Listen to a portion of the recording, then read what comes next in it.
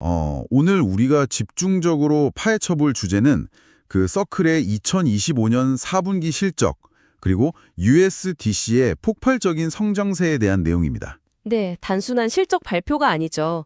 이번 데이터는 정말 시사하는 바가 큽니다. 맞습니다. 아마 이쪽 금융이나 테크 트렌드를 꾸준히 팔로우하셨다면 최근 피드에서 이 기업 이름 한 번쯤은 꼭 보셨을 텐데요. 안 볼 수가 없는 수치들이 쏟아졌거든요.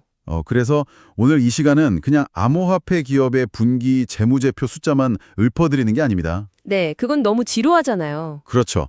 우리가 오늘 다룰 핵심은 그동안 약간 막연하게만 논의되던 미래 금융 인프라가 어떻게 정확한 숫자를 가지고 우리 현실 시스템에 편입되고 있는지 그 이야기입니다. 바쁜 일상 속에서 진짜 중요한 트렌드를 놓치고 싶지 않으시다면 오늘 내용이 아주 유용하실 겁니다. 네, 정보의 홍수 속에서 피상적인 숫자 뒤에 숨겨진 진짜 의미만 딱 추출해 보겠습니다.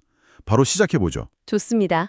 일단 가장 눈에 띄는 톱라인 숫자부터 볼까요? 네, 2025년 4분기 서클의 총 매출 그리고 리저브 수익이 무려 7억 7천만 달러를 기록했습니다. 전년 동기 대비 77% 성장한 수치죠. 77%요. 보고 계신 분들도 이미 아시겠지만 스테이블 코인 발행사의 핵심 수익 모델은 결국 미국 국채나 현금성 자산을 굴려서 얻는 이자, 그러니까 리저브 수익이잖아요. 맞아요. 발행된 코인과 1대1로 매칭되는 그 준비금에서 나오는 수익이죠. 그런데 이 정도 규모의 기업이 1년 만에 77%나 성장했다는 건 단순히 금리가 높아서 수혜를 봤다 이렇게만 설명하기엔 부족해 보입니다. 정확한 지적입니다. 고금리 환경이라는 매크로 변수가 도움이 된 건 사실이에요. 하지만 7억 7천만 달러라는 숫자, 그 본질을 봐야 합니다. 돈질이라면 어떤 걸까요? 서클이 발행하는 USDC가 시장에서 단순히 가상화폐 거래소의 대기 자금으로 쓰이는 게 아니라는 증거입니다. 투기적인 용도가 아니라는 거군요. 네, 실질적인 유용성을 가진 결제랑 송금 자본으로 정말 광범위하게 쓰이고 있다는 걸 증명한 셈이죠. 그러니까 크립토 불장 같은 특정 이벤트에 기대는 게 아니라 시스템 자체가 팽창하고 있다는 거네요. 그렇죠. 구조적 안정성에 완전히 접어들었다는 뜻입니다. 그 구조적 안정성은 수익성 지표를 보면 훨씬 더 명확해집니다. 4분기 순이익이 1억 3,300만 달러고요. 현금 창출 능력을 보여주는 조정 에비타가 1억 6,700만 달러를 기록했죠. 맞습니다. 전년 대비 무려 412% 폭등한 겁니다. 지금 같은 거시경제 상황에서 에비타 마진이 412% 개선됐다는 건 사실 엄청나게 이례적인 일입니다. 그런데 여기서 재무제표 꼼꼼히 뜯어보시는 분들은 의문을 하나 가지실 거예요. 4분기 실적이 이렇게 탄탄한데 2025년 전체 연간 실적을 보면 순손실이 마이너스 7천만 달러로 잡혀있단 말이죠. 그 부분에서 많이들 혼동하십니다. 연간 전체 매출은 27억 달러로 전년 대비 64%나 올랐는데 왜 적자일까? 이 간격을 짚어볼 필요가 있겠습니다. 겉보기에는 1년 내내 장사 잘해놓고 결국 손해본 것처럼 보일 수 있거든요. 그런데 이 마이너스 7천만 달러는 비즈니스 펀더멘털이 흔들려서 생긴 현금 유출이 절대 아닙니다. 그럼 뭐 때문인 건가요? 핵심은 바로 기업 공개, 그러니까 IPO를 준비하면서 발생한 주식 보상 비용 때문입니다. 임직원들한테 주는 스톡옵션 같은 거군요. 네, 맞습니다. 그게 장부의 대규모 일회성 비용으로 반영되면서 회계상 손실로 찌친 거죠. 다시 말해서 회사의 진짜 현금이 빠져나간 영업 손실이 아니라 IPO라는 거대한 이벤트를 앞두고 장부상으로 털어내야 했던 비현금성 지출이라는 거네요. 정확합니다. 그래서 오히려 일회성 비용을 걷어낸 이 4분기 실적을 봐야 회사의 진짜 기초 체력을 알 수 있는 겁니다. 그렇군요. 이미 손익분기점은 구조적으로 돌파를 한 상태고 에비타가 412% 상승했다는 건 초기에 인프라 깔면서 들어가던 고정비 투자가 끝났다는 걸 의미합니다. 이제는 들어오는 돈이 그대로 이익으로 꽂히는 극폭발적인 영업 레버리지 구간에 진입했다. 이렇게 볼 수 있겠네요.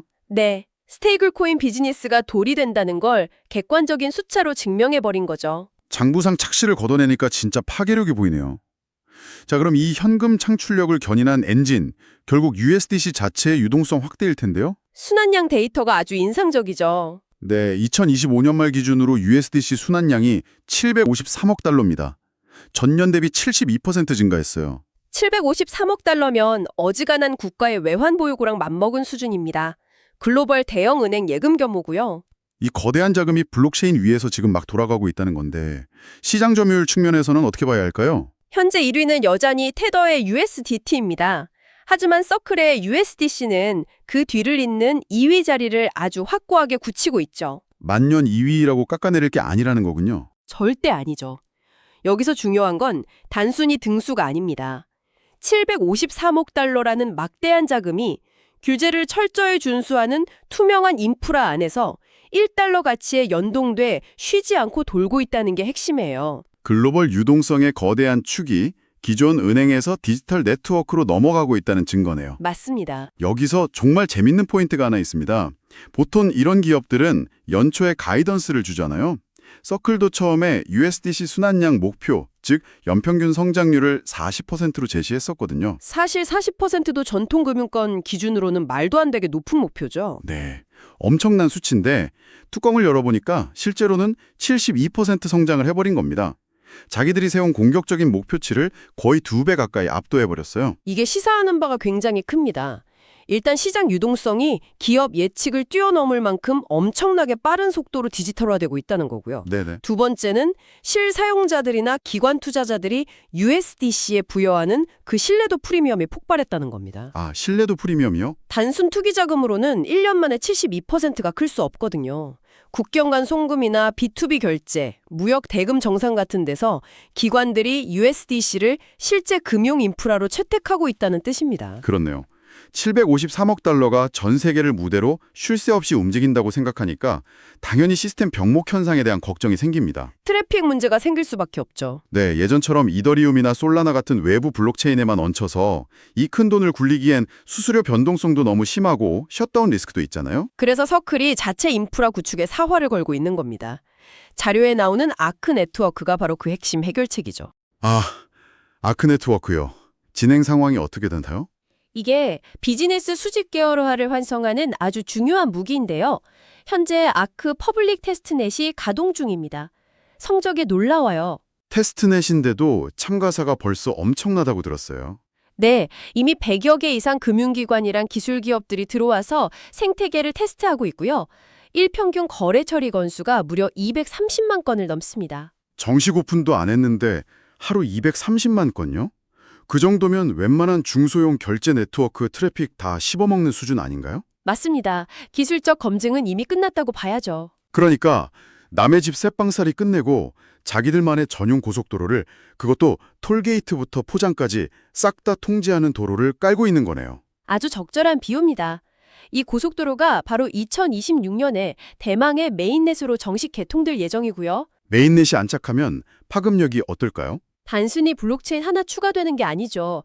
이더리움 가슴이나 네트워크 불안정에 휘둘릴 필요 없이 오직 USDC 결제에만 최적화된 초고속 저비용 독립 금융 인프라를 가지게 되는 겁니다. 인프라 통제권을 가진다는 게 서비스 확장성을 완전히 다른 차원으로 끌어올리겠네요. 그렇죠. 그리고 자체 도로만 까는 게 아닙니다. 그 위를 달릴 물류 네트워크도 이미 조직을 끝내고 있어요. 아, 서클 페이먼트 네트워크, 즉 CPN 확장을 말씀하시는 거군요. 네, 맞습니다. 현재의 CPN에 55개 금융기관이 가입을 완료했고요.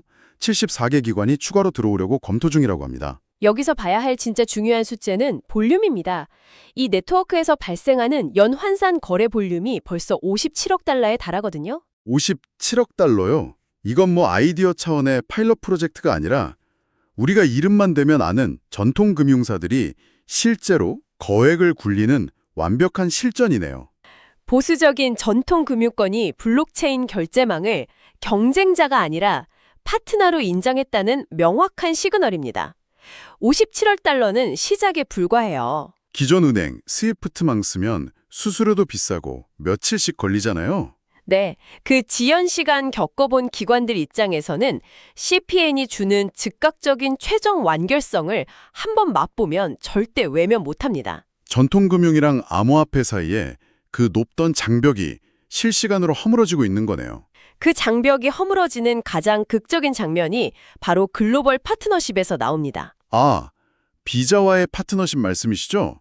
네, 결제망의 제왕인 비자와 연속 결제 파트너십을 맺었고 미국 거대 금융 소프트웨어 기업인 인투이트와도 통합을 했죠. 특히 비자 연속 결제는 일반 소비자 결제를 넘어서 크로스보더, 그러니까 국경 간 비즈니스하는 기업들 유동성 관리 방식을 완전히 뒤엎을 파괴력이 있다고 봐요.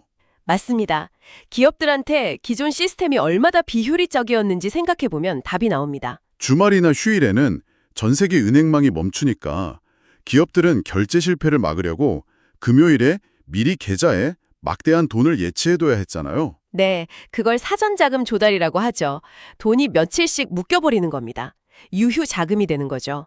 그런데 비자가 USDC 연속 결제를 도입하면 어떻게 될까요? 365일 24시간 실시간 정산이 가능해지겠네요. 정답입니다. 기업 입장에서는 주말 내내 묶여있던 그 막대한 자본을 해방시켜서 다른 곳에 굴릴 수 있게 되는 겁니다. 아, 돈의 흐름에 있던 시간적 단절을 기술로 메워버린 거군요. 자본 효율성이야말로 기업들의 궁극적인 목표니까요. 그렇죠. 그런데 기술 뛰어나고 파트너십 화려하다고 해서 금융 비즈니스가 무조건 승리하는 건 아니잖아요. 결국 규제라는 끝판왕 문지기를 통과해야 하는데요. 수많은 크립토 기업들이 그 규제 벽을 못 넘고 무너졌죠. 네, 소송전 휘말리거나 도태되는 걸 우리가 수없이 봤습니다.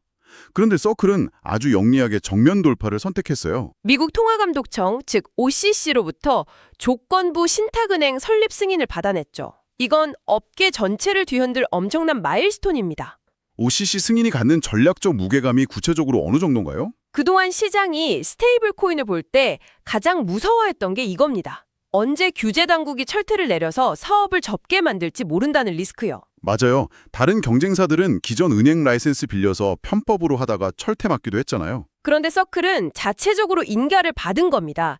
신탁은행 자격이 있다는 건 복잡한 파트너 은행들 안 거치고 미국 연준 결제망에 보다 직접적으로 붙을 수 있다는 뜻이에요. 와, 그러니까 규제망을 피하는 게 아니라 스스로 그 빡빡한 국가 금융 규제 속으로 들어가서 공인된 인프라로 자리 잡겠다는 거네요. 맞습니다. 내부 통제, 자본 적정성, 자금 세탁 방지 같은 전통은행의 그 혹독한 기준을 다 맞출 역량이 있다는 걸 미국 정부가 공식 인정해 준 겁니다. 기관 투자자들이나 글로벌 파트너들한테는 사실상 궁극의 보증 수표나 다름없네요. 우리는 규제 리스크 없는 가장 안전한 파트너다, 이렇게요. 스테이블 코인이 전통금융이랑 대등한 수준의 신뢰를 확보한 역사적인 전환점이라고 봅니다. 압도적인 4분기 실적, 753억 달러 유동성, 아크 네트워크 구축의 비자 파트너십, 거기다 OCC 승인까지 이 호재들이 한 번에 터졌으니 시장 반응은 불보듯 뻔했습니다. 주가가 모든 걸 말해주죠. 네, 실적 발표 직후에 서클 주식, 티커명 CPCL 주식이 무려 20% 이상 급등했습니다. 냉혹한 자본시장이 이 기업 가치를 다시 쓰기 시작한 거네요. 20% 급등은 단순한 어닝 서프라이스 환호가 아닙니다. 시장 참여자들의 밸류에이션 프레임워크 자체가 완전히 바뀐 거예요. 과거에는 그냥 코인 거래소에 달러 공급해주는 보조 역할 정도로만 봤잖아요. 네, 그런데 412% 에비타 마진 성장을 보고 인프라 깔리는 속도 보고 제도권 진입까지 확인하니까 평가가 달라진 거죠. 이제는 독립적인 글로벌 핀테크 플랫폼으로 대우받는다는 거군요. 국경과 시간을 초월하는 차세대 결제 인프라 기업으로 완전히 재평가받고 있는 겁니다. 네, 오늘 서클의 2025년 4분기 지표들이랑 그 이면의 거시적 움직임들 아주 밀도 있게 분석해 봤습니다. 여기서 얻을 수 있는 시사점은 명확해 보입니다. USDC는 더 이상 크립토 안에서만 노는 틈새 자산이 아니라는 거죠. 네, 이 엄청난 성장 속도는 수십 년간 굳어져 있던 그 느리고 비싼 기존 글로벌 결제망을 대체할 근본적인 금융 인프라가 이미 우리 눈앞에 완성되어 가고 있다는 걸 의미합니다. 투자자 관점이든 경영자 관점이든 이건 중대한 기회이자 위협입니다. 규제를 완벽히 지키면서 폭발적으로 성장하는 이 모델에 주목해야 하고요. 기업들은 당장 도입을 고민해야겠네요. 네, 아크 네트워크나 CPN 같은 실시간 결제망이 자사의 비용을 얼마나 줄여줄 수 있을지 진지하게 계산기 두드려봐야 할 시점입니다. 결국 오늘 숫자들은 단순한 한 분기 성과가 아니라 금융 시스템 지각 변동을 알리는 시그널이었습니다. 자, 마지막으로 오늘 내용 바탕으로 여러분들 각자 비즈니스나 투자 환경에 대입해 볼 만한 도발적인 질문 하나 던지고 싶습니다. 네, 어떤 질문인가요? 오늘 확인했듯 스테이블 코인이 독자 메인넷을 통해서 기존 은행보다 훨씬 빠르고 싸게, 게다가 합법적인 인프라로 자리 잡고 있잖아요. 그렇다면 10년 뒤 우리가 아는 전통적인 은행의 역할은 과연 어떻게 변해 있을까요? 아주 뼈 있는 질문이네요. 어쩌면 은행은 더 이상 돈을 직접 보관하고 이동시키는 주체가 아닐지도 모릅니다. 서클 같은 거대한 디지털 네트워크 위에 껍데기만 얹어놓은 고객용 인터페이스 소프트웨어로 전락할 수도 있지 않을까요? 정말 충분히 가능한 시나리오입니다. 돈이 이동하는 본질적인 인프라가 교체되는 이 변곡점에서 여러분의 자산과 비즈니스는 지금 어느 쪽에 연결되어 있는지 꼭 점검해 보시길 바랍니다. 오늘의 심층 분석은 여기까지입니다. 깊이 있는 대화 즐거웠습니다. 네, 이 논의가 여러분의 거시적인 안목을 넓히는 데 도움이 되었기를 바랍니다. 시청해 주셔서 감사합니다.